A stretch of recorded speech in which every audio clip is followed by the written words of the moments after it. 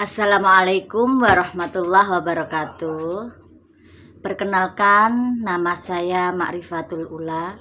Saya utusan dari SDN 014 Pasar Kembang, Kecamatan Keritang, Kabupaten Indragiri Hilir Riau. Baik, di sini kami mencoba untuk membacakan cerita sesuai dengan tugas yang diberikan dalam BIMTEK POP 2023. Nah, cerita kali ini kami akan membacakan tentang sebutir berlian dan sekantong gandum.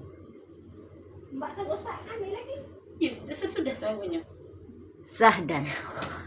Pada satu masa dahulu di suatu negeri, hiduplah seorang saudagar yang kaya raya. Pak Ulung namanya. Sesuai namanya, Pak Ulung saudagar yang ulung dan ulet dalam bekerja. Perniagaannya sampai ke negeri-negeri yang jauh. Berbagai macam barang yang diniagakan. Ketika pulang, membawa keuntungan beserta oleh-oleh berbagai rupa. Pak Ulung telah lama ditinggalkan istrinya, Bu Ulung, menghadap Sang Pencipta. Pak Ulung memiliki dua orang anak lelaki bernama Si Tulus dan Si Irus. Si Tulus dan Si Irus sudah remaja. Mereka hidup dalam gelimang kecukupan harta. Rumahnya besar, tanahnya luas, dan pembantunya banyak. Pada suatu hari, Pak Ulung jatuh sakit. Demi kesembuhan, berbagai tabib didatangi dan mendatangi Pak Ulung. Namun, sakit Pak Ulung tidak jua sembuh, malah bertambah-tambah. Dan perniagaan pun dipercayakan pada pembantu-pembantu Pak Ulung. Sayang sekali, pembantu-pembantu Pak Ulung banyak yang tidak jujur. Perniagaan sering merugi. Dan harta pun terjual satu demi satu, hingga tersisa sedikit saja. Karena sakit yang tak kunjung sembuh, Pak Ulung merasa hidupnya tak lama lagi. Maka dipanggillah kedua anaknya, Si Tulus dan Si Irus, ke tepi ranjangnya. "Anakku Tulus dan Irus, hidup ayah tidak lama lagi," kata Pak Ulung pelan. "Ayah jangan berkata begitu. Ayah tidak boleh berputus asa," rintih sedih Si Tulus. "Jika ayah pergi, siapa yang akan menghidupiku?" rengek Si Irus. Pak Ulung melanjutkan kata-katanya. "Kalian adalah lelaki, kelak harus mandiri. Ayah selama ini telah memberi kalian harta dan ilmu yang berkecukupan. Namun kini yang tersisa cuma rumah yang sederhana ini, sebidang tanah dengan sekantong gandum, dan sebutir besar berlian. Kalian tinggallah di rumah ini sampai mandiri. Sisanya pilihlah untuk bekal hidup kalian."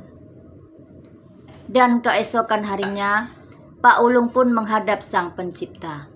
Sedih betul Si Tulus dan Si Irus, namun mereka harus melanjutkan kehidupan.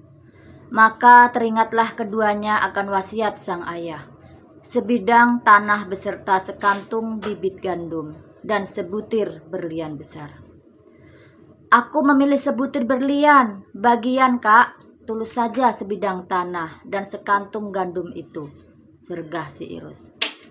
Si Tulus bimbang, nilai sebidang tanah dan sekantung bibit gandum sangatlah sedikit dibanding sebutir besar berlian itu, pikir Si Tulus. Namun karena sayangnya Si Tulus pada Si Irus, maka Si Tulus setuju. "Baiklah, semoga berguna bagimu, Dek Irus," jawab Si Tulus. Maka keesokan harinya pergilah Si Irus ke kota raja untuk menjual berlian. Lupalah Si Irus akan nasihat sang ayah. Tak jua mencari kerja, dihabiskannya sedikit demi sedikit hartanya. Sementara sang kakak Si Tulus cemas menunggunya di rumah. Si Tulus dengan sekantung bibit gandum dari sang ayah mulailah berladang di sebidang tanah ayahnya. Hari demi hari, bulan demi bulan, dan tahun berganti. Si Tulus terus bekerja, senantiasa berdoa, serta tak lupa berderma. Merangkak dari petani sederhana hingga menjadi tuan tanah. Dan pula belajar berniaga seperti ayahnya dulu. Sedangkan si Irus hidup terlunta-lunta di kota raja. Dan pada satu ketika si Tulus pergi ke kota raja. Hingga tidak sengaja bertemulah si Tulus dengan seorang pemikul barang yang terlihat letih dan tua, dengan topi lebar menutupi kepalanya. "Boleh saya bawa barangnya, Tuan? Cukuplah sekedar makan buat saya," pinta lirih sang pemilu. Hati si Tulus berdesir, sepertinya tidak asing suara sang pemikul. Si Tulus menatap lekat-lekat, menyibak tobinya. Ternyata si Irus. Dipeluknya tubuh lusuh sang adik, dan si Irus pun juga terperanjat menyadari sang kakak. "Pulanglah bersamaku," haru si Tulus. "Tidak, Kak Tulus, aku malu menjadi beban. Akan kuajari engkau bekerja selama ada kemauan." Dan si Irus pun cuma bisa tertunduk malu. Namun si Tulus tetap menggandeng si Irus pulang. Nah, demikian cerita yang bisa saya bacakan. Terima kasih.